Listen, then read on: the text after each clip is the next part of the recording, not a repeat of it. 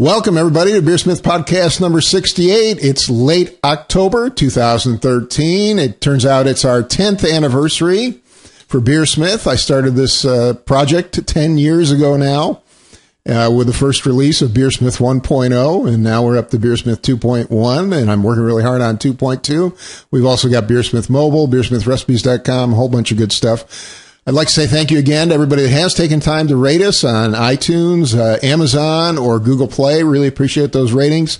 Like you to keep on doing that. Thank you very much. And now, without further ado, let's jump into this week's episode. Today on the show, I have Jacob McKean from Modern Times Brewery at moderntimesbeer.com in San Diego. And I also have Michael Tonsmiere from themadfermentationist.com. Several months ago in podcast 54, they were both getting ready to launch Modern Times Brewery. So this week they join us to talk about how the brewery launch went and what some of the lessons learned are. Jacob, Michael, it's great to have you guys back on the show. Thanks for having us. Yeah, definitely. It's, I hope things have gone well for you. So Jacob, last time you were on the show, you were just getting ready to do the grand opening. Mm-hmm. And I was wondering where you are today. How'd it go, and where are you now? Well, actually, when was our last appearance on here? Because I think I was pretty far away from a grand opening, if I remember correctly. Yeah, it was January we were on. Yeah, it was January. Yeah, whoa, that was way before. So we actually had our grand opening September 7th. Oh, wow. So it was still a lot of work left to be done last time we talked. It's actually kind of amazing to me. To think back to then and then, to where we are now. It's pretty cool. So, what happened in between was we built a brewery, which was a massive amount of work, obviously. And then we brewed the beer and we started selling the beer wholesale before we had the tasting room open. So we brewed our first batch at the very end of May, and we started selling beer at the end of June, last week of June. That's when Mike came out here to start his summer residency, and then after that, we opened the tasting room. We did a soft opening there, and kind of got our started to figure out how that all was going to work, and then we held our grand opening in September. So it's been a long road, a long, stressful, tiring, but also very rewarding and exciting journey to this moment. And now we are right on the eve of launching our cans, which is kind of the final piece of the startup process. So on Monday, that is the official launch of our 16-ounce cans for our 4 year-round beers. And that is, right now, that's an all-consuming project. That is our whole world right now. So. I can only imagine. Yeah. So, Michael, what was your role during the launch as you were doing all this? Yeah, I got probably the best possible role in the launch. I showed up opening week. So the real brewers had already brewed all the beer or had done the first batches on the big system, the 30-barrel brew house of the 4 core beers. And I got to show up in that first week. We had an event every night. I went to a lot of them. Someone from the brewery went to every one. We would go to a bar, we'd go to a restaurant, or there'd be flights, or there'd be tap takeovers, those sorts of things. So that first week was really fun and hectic. A friend of mine had just gotten married out in San Diego, so it sort of lined up perfectly. I went to his wedding, and then I was out there for 2 months. And during that time, I really sort of helped on everything that I could. I painted some of the brewery. I helped brew test batches. I got microbe stars going for our sour beers. I tasted beers. I talked to the other brewers about tweaks and changes that we might want to make on the beers that we'd already brewed. We discussed plans for upcoming beers, all those sorts of things. So I was really just sort of the auxiliary assistant to whatever was going on at the brewery for a couple months. So, Michael, real quick, could you explain your relationship again? Because you guys have kind of a special thing going on here. For those of you that may have missed the last podcast, you're living on the East Coast, and of course, the actual brewery's on the West Coast. So maybe you could just explain that real quick for the audience again. Yeah, so I'm not sure what exactly we got into on the first one, but for about a year and a half before the first beers were brewed, Jacob and I talked what we wanted to brew. I would brew a test batch. I'd send him often 6 bottles, 6 bombers for him to taste and to have at release fundraiser kind of discussion panels, those sorts of things, tasting panels. And then for 2 months this summer, I actually moved out there. My boss was very nice and gave me 2 months of leave. I've actually just had another 3 weeks of leave since I'm a government employee who's been furloughed. Although I guess I'm going back to work shortly. Yeah, we're recording this right at the end of that. Yeah, so I that was the most time I'd probably had off work and probably ever will have off work. To just go out there and be a part of it and to really get my feet wet on working at a commercial brewery and sort of really seeing that. It was just amazing being out there and tasting those beers on tap that I'd been working on at home and done 3 or 4 test batches of, and then to see them at some of the best beer bars, not only in San Diego, but I mean, San Diego is such a craft beer mecca, some of the best craft beer bars in the world. And to go in there and to be able to order the beers and drink a pint of it, and that's the sort of thing that doesn't really get old, but also I was out in San Diego, so I certainly took the opportunity to visit a lot of other breweries and try a lot of other beers besides our own. So, Jacob, what were some of the lessons you learned during the launch itself? Well, I don't want to burn all the material for my advice book, but I mean, it was it was an all-consuming process, and it still is. But the startup was pretty frantic. I guess, I touched on this last time, but I think probably the takeaway for your listeners is that if you really love making beer and you want to immerse yourself in beer making and recipe formulation and, dealing with beer and thinking about how, tweaking recipes and all that kind of stuff, definitely don't start a brewery. Work for somebody else who's starting a brewery. Because I probably spent, like 2% of my time actually dealing with those kinds of issues and working with Mike on recipe tweaks and swapping out hop varieties and all that kind of fun stuff that as a home brewer you get to have total control over, and you get this enormous freedom to play with it however you want and just totally, geek out on the details and the process stuff and all that. Starting a brewery is like starting a factory. We are a medium-sized production brewery, and it very much is an industrial business. And so you go through the motions of starting an industrial business, and then on top of it, it's an alcohol business. And there's just a lot of layers of business work that go into getting it off the ground, licensing and all that stuff. And so it's kind of the same lesson I think I imparted to your viewers last time, but I just want to make sure people don't have any misconceptions about what the process is actually like, or even what happens once you open it. So how big is the brewery? You had mentioned it was medium size. So we have a 2-vessel 30-barrel brewing system, and we have 2 30-barrel fermentation vessels and 3 60-barrel vessels, along with 2 60-barrel brights. And we're in a 12,540 square foot building, so we have a sizable amount of space. I wasn't particularly interested in starting on a super small scale. Just sort of the vision I had for where I wanted our beer to be and how accessible I wanted it to be for people kind of necessitated that we went a little bit bigger than some. And it's just an enormous undertaking. I don't have any partners in term or active partners in the business, so it all kind of falls to me, and it's just a ton of work. But it's now our cans are about to be on the shelf, and that's an amazing feeling. Thinking about those beers that I started talking about with Mike ages ago, when we had these very rough concepts, and we've been through so many recipe iterations and all that, and then to actually get this place up and running, and now to see the cans going out into the world, it's incredible. So. It's definitely been a roller coaster ride to get here. And I think the way Jacob did it, we're not going to run into that problem that so many breweries do, where they've been open for a year or 2 years, and all of a sudden they've already hit capacity, and they have to start planning for either an expansion or moving the brewery or those sorts of things. We have enough space in that warehouse that we can really grow for quite a while, add more fermenters, add more vessels to the brewing system, and not have to go through a real major overhaul. In the next few years, anyway. Yeah, that was part of the concept of the way I the way I kind of envisioned the startup was that we would do as much of the work on the front end as possible, so that we could grow as seamlessly as possible. So hopefully that ends up working out, and it seems like it will. I think we've set ourselves up to do that well. But we're already, even though we've only really been open for 3 months, we're already kind of looking to the future and eyeing other places to sell our beer, and I'm really excited about that too. So, Michael, you played a major role in developing all the beers for the brewery. What were some of the launch beers that you had? What were some of the things that you worked on first?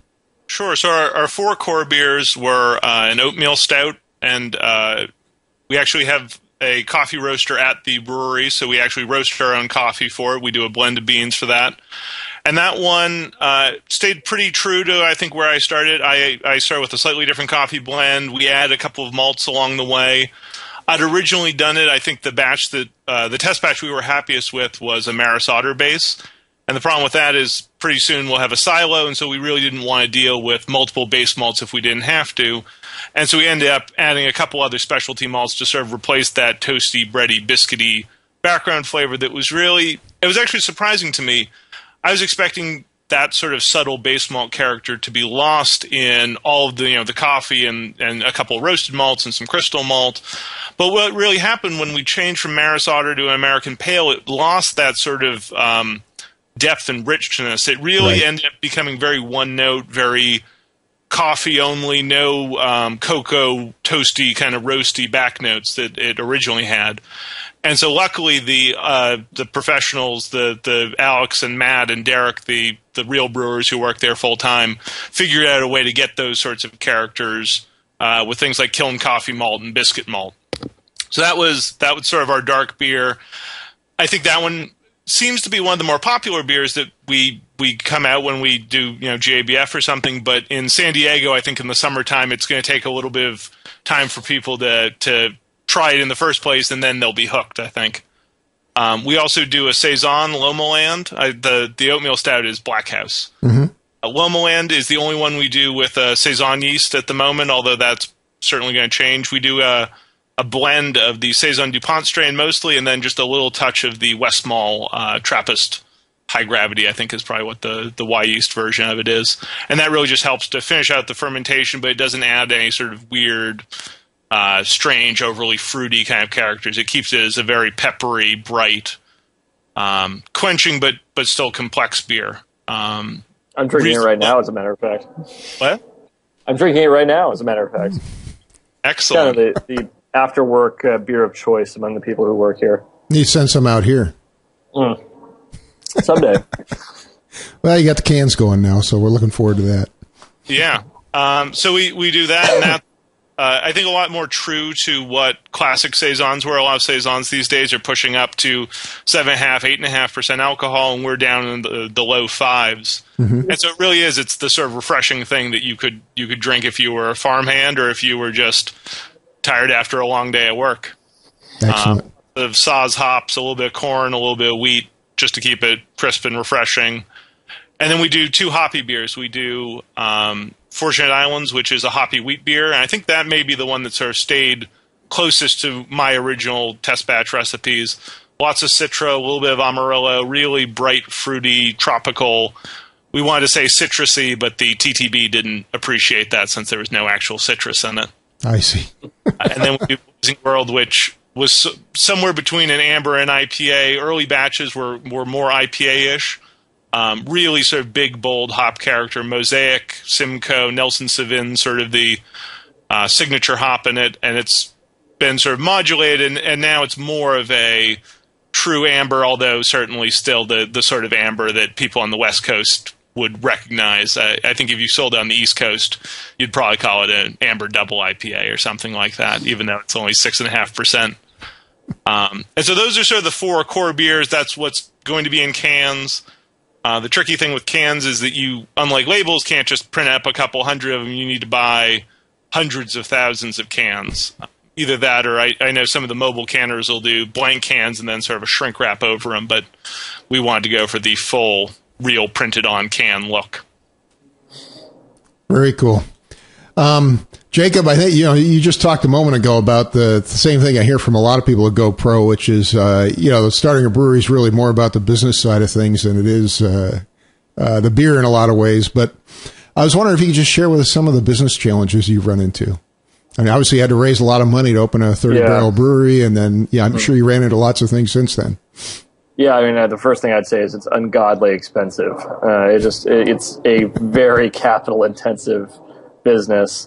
Brewing, even though craft beer is very new to the world in a lot of ways, and the flavors that we're making and the style, the approach we take to brewing is very new. The business itself is more or less unchanged, from the last 400 years or whatever it is. It's still a very bricks and mortar industry. There's no brewing 2.0. You still have to make the beer. And that beer then has to go in a tank, and the tank has to go on a floor, and all yada yada yada. So, unlike a software company or something where you could make, you could duplicate your product an infinite number of times, and that's certainly my goal, is to get to an infinite number of times. So our growth has to be very linear, which is a more of an old school bricks and mortar business model. So it's ungodly expensive is the first thing. It's expensive to operate the business too, not just to start it up. And the licensing stuff is all very complex, much more so than in another business. Not just, everybody knows about label approval, because that's how we, geeks find out about new beer, which is awesome. It's probably the only benefit of the label approval process. But that is really just one very small piece of a whole regulatory regime that governs the way we operate. And, there's everything from excise taxes to formula approvals, which you have to get if you add any non-traditional, what they call non-traditional ingredients to a beer, to the premise licensing, all that kind of stuff. So there's all that, and then there's the business of selling beer, which is itself a whole. I could write a dissertation on at this point. I've only been doing it for a few months. It's a complex world, and it's not as simple as I'd like it to be in a lot of ways. For me, in an ideal world, the business of selling beer would be a strict meritocracy. And it is very much not a strict meritocracy. You can still sell an ungodly amount of beer, if you have enough resources, even if the beer sucks. And that's probably the biggest thing I've learned, is that just the sort of wizardry of sales is still almost the whole story when it comes to starting up a brewery. Obviously, great beers that have a big reputation that everybody knows about are going to move really fast. But it takes decades, or can take decades, to build that kind of credibility. And so, you can still start up a brewery, and if you just have a mountain of cash and you hire enough salespeople and you're pretty savvy about it, you can still sell a ton of beer, even if the beer is not good. And you can also make pretty good beer and not sell it if you don't have an army of salespeople. So, we're somewhere in between. We've put some resources into sales and marketing and that sort of thing, but really we're all beer geeks here. So we're all focused on the beer, and we're all most excited about focusing on the beer. So, I'd say that's sort of one of the things that one of the realities of having a brewery that I've been learning more about as we go along. Excellent. I think that's particularly true in San Diego, where there are just so many local breweries. It's not somewhere where you could open up and be one of the 3 local breweries, and of course, we'll put local beer on. Mm-hmm. In San Diego, it's, of course, we're putting local beer on. That's what we've always done. Maybe we'll try, 1 keg of yours and see how it does, kind of thing. Wow. Well, that was the next question I had to follow up for you, Michael, which is, how have the Modern Times beers been received so far? You did 4 initially, and how's it gone? I think it's going really well. I mean, the reviews on sites like Beer Advocate have been very popular. I don't think we've, cracked the top 100 or anything like that yet, but honestly, most of the beers that we do aren't the sort of beers that tend to score way in the upper echelons. We haven't released any really strong beers yet. We've got some stuff in barrels, but we haven't released anything that's barrel aged yet. And for being relatively sessionable, which I think I talked about with you a couple years ago, session beers. Yeah. I think people have really dug them. I think they're the sort of beers that they really are sort of beer geek session beers. They have a lot of character to them. It was a lot of fun. I was just at the Great American Beer Festival with Jacob and everybody else, and it was a lot of fun standing at the booth and having a combination of people come up and say, wow, I've been hearing about you guys for 2 years. I can't believe now I finally get to taste the beers.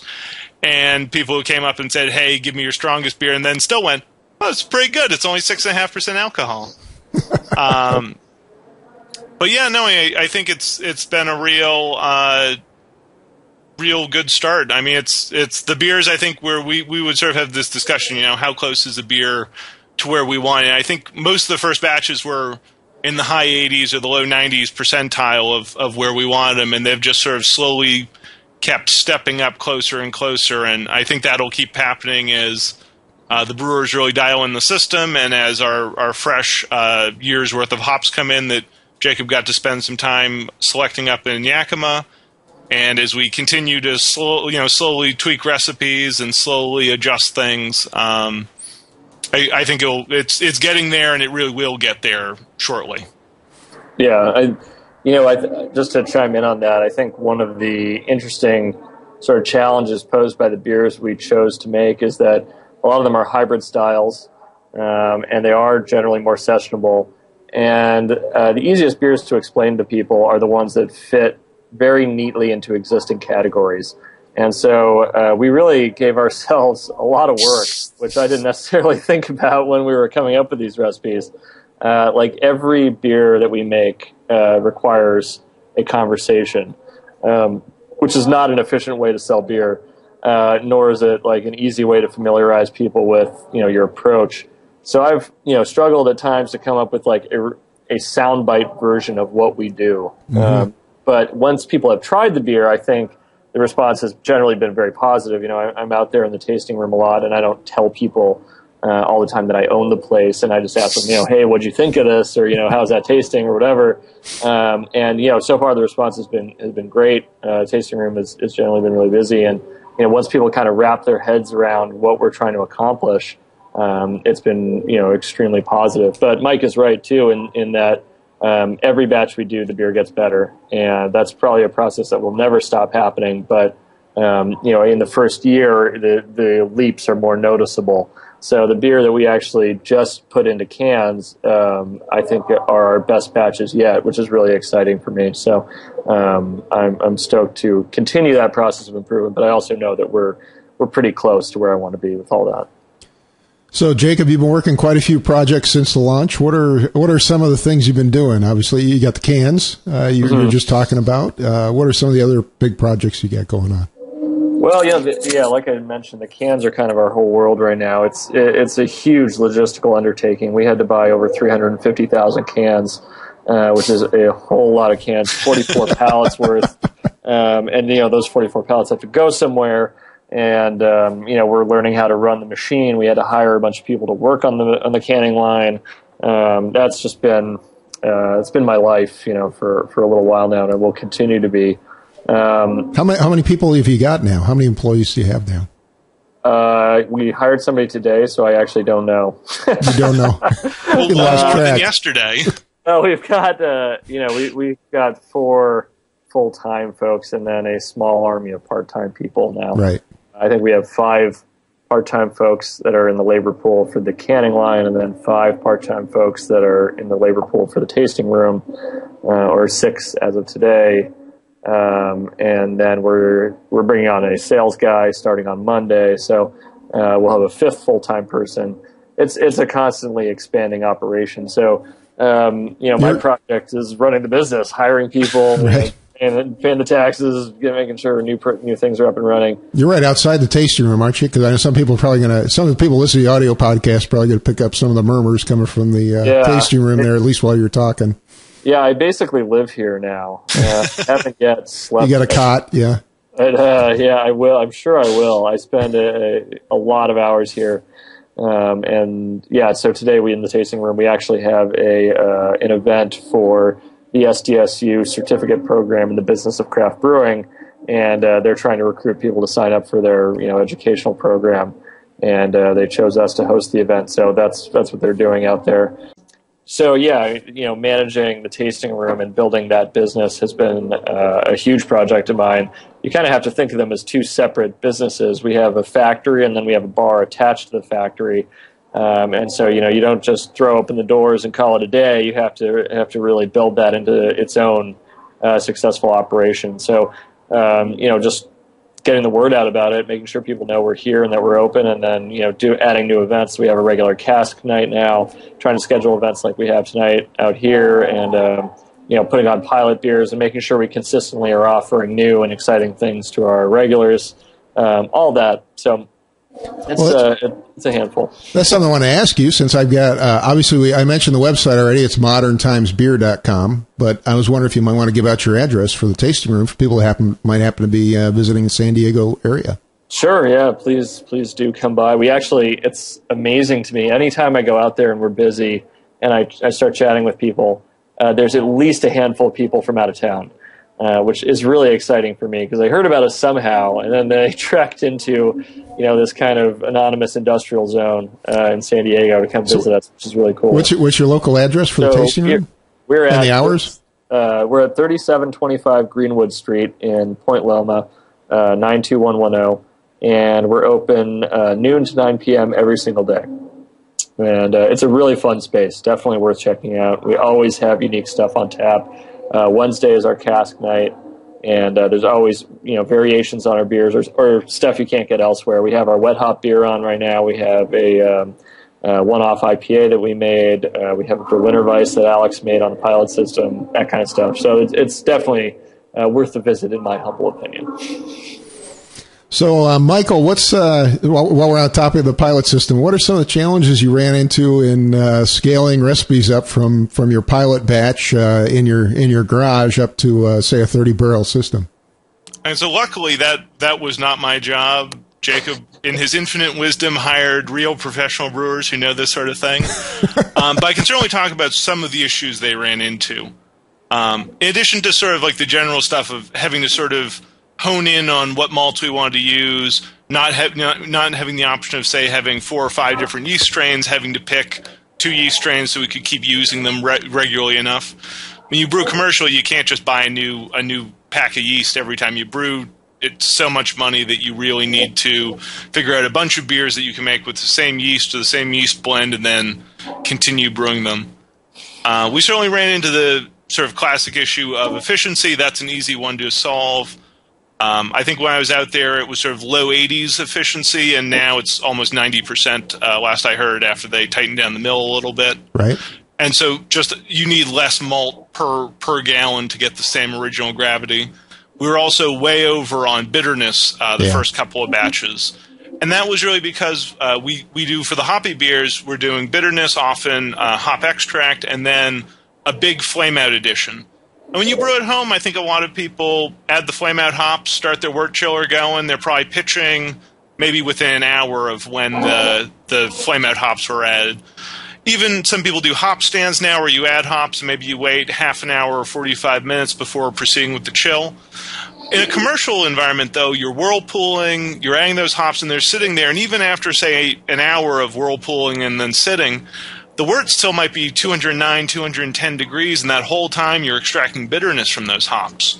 So particularly if you're doing a big flame-out addition with these big resinous, oily hop varieties from the Pacific Northwest, you're going to end up with a lot more bitterness. Right. And then you get more out of the boil, too.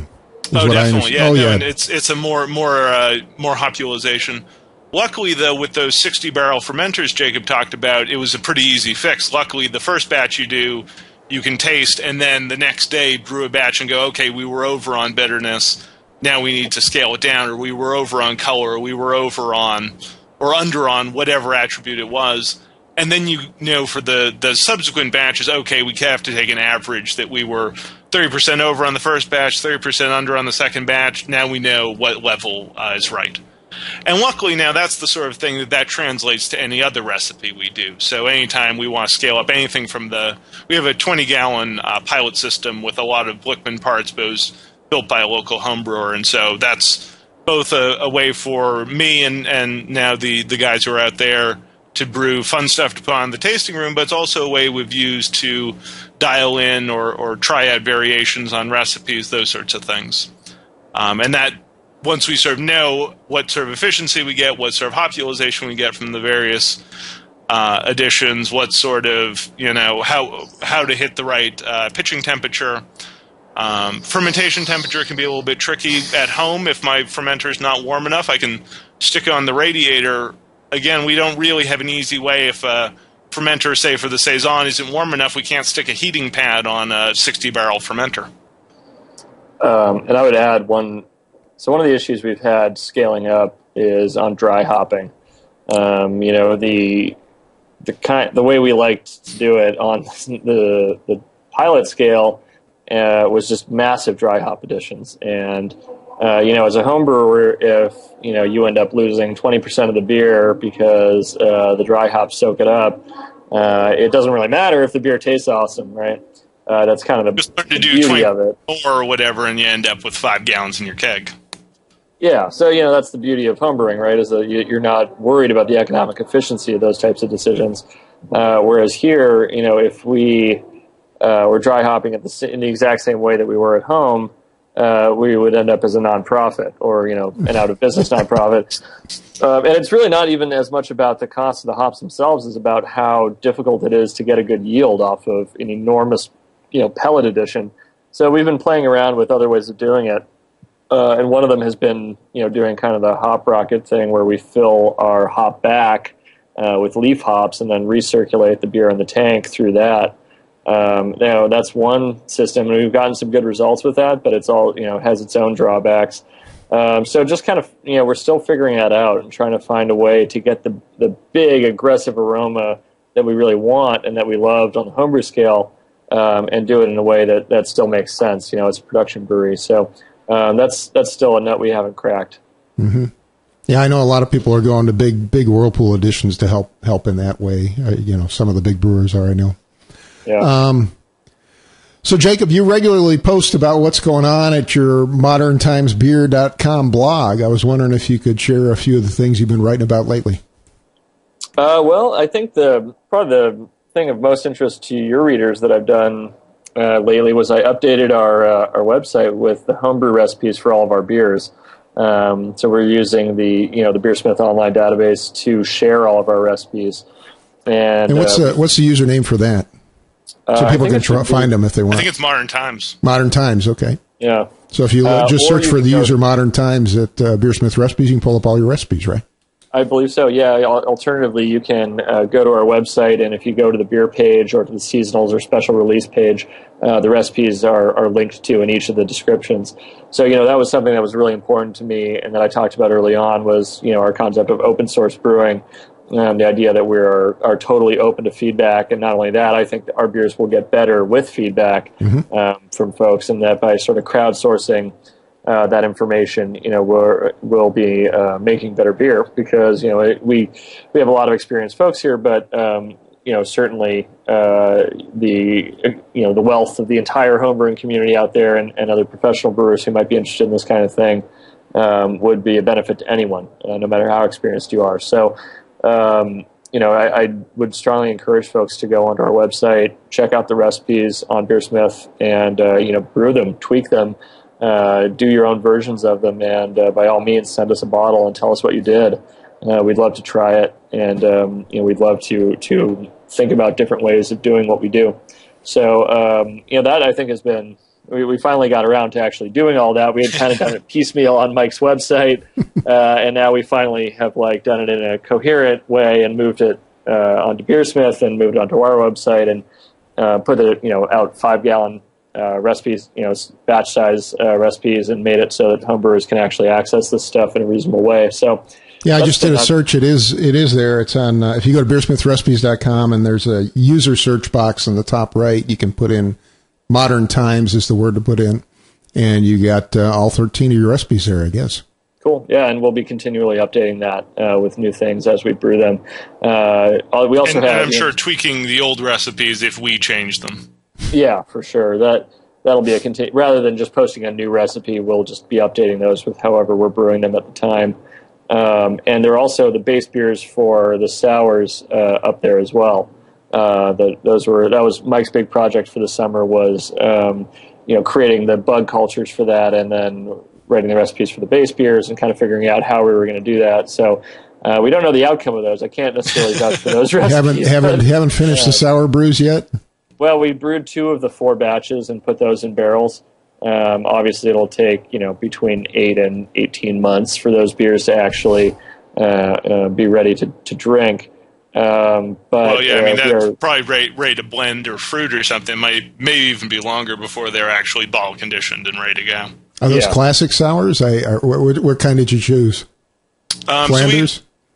So we did sort of a reddish one, a brownish one, a lambic-ish one, and like a Belgian pale. But we did these 4 base beers, and now exactly what they'll turn into is sort of up in the air. We may blend some of them together. We're doing different barrels for some of them. We're doing different bug cultures for almost every single barrel.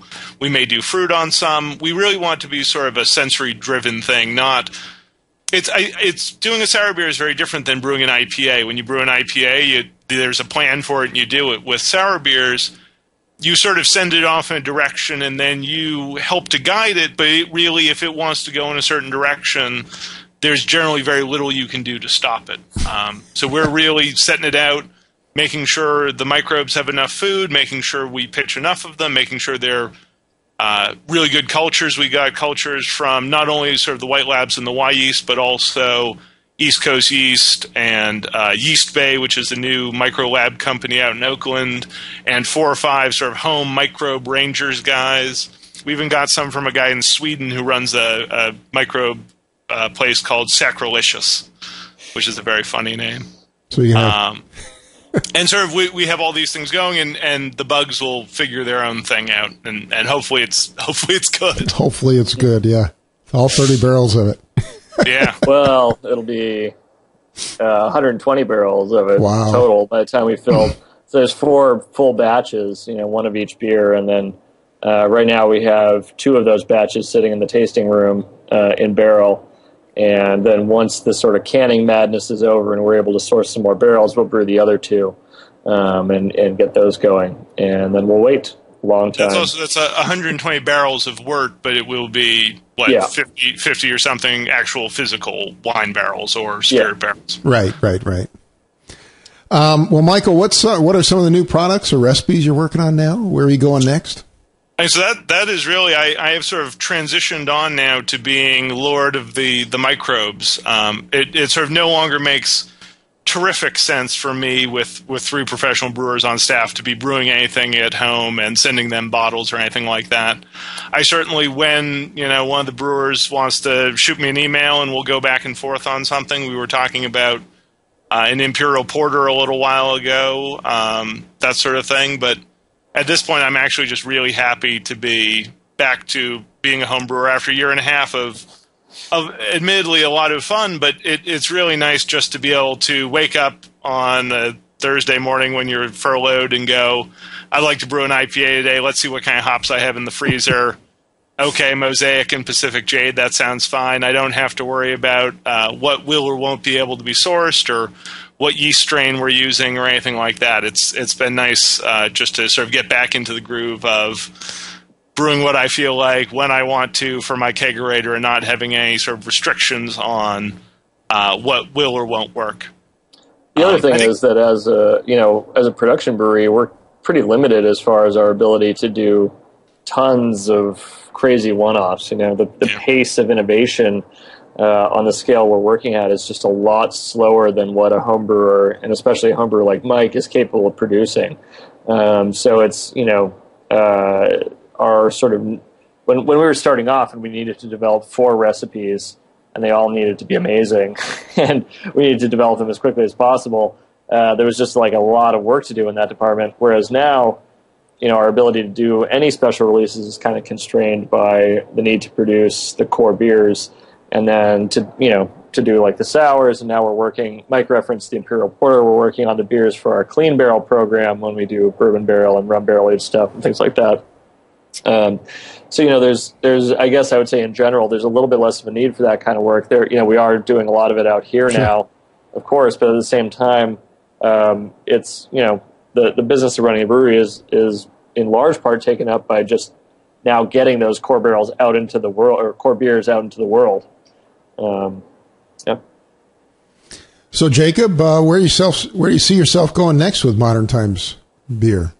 Well, sell it to Budweiser. Yeah, I'm definitely looking to waiting sell for the LBO or what? No, or are you going to go public? Retire. No, I mean, I mentioned, I'm really eager to get the Clean Barrel program started. That's something I'm really excited about. We just haven't had a ton of time to work on the recipes for that, or to source the barrels or do any of that kind of stuff. Explain what the Clean Barrel program is for folks that. So what I guess I call the Bug Barrel program are the sours, and then the Clean Barrel program will be like our imperial stouts and those sorts of things that go into bourbon barrels and sort of your more traditional barrel aged beers. Right now what we're talking about are imperial porter, kind of a riff on an imperial stout kind of thing too. Although that those two may be too similar to do both.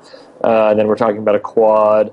And a few other ideas we're throwing around, and then those will go into some combination of bourbon and rum and various other barrels. And some of those may be released non-barrel aged too on tap. Oh, definitely, they absolutely will. I think that's part of the cool experience of being able to do this kind of thing is you can taste it before and after and really suss out the differences.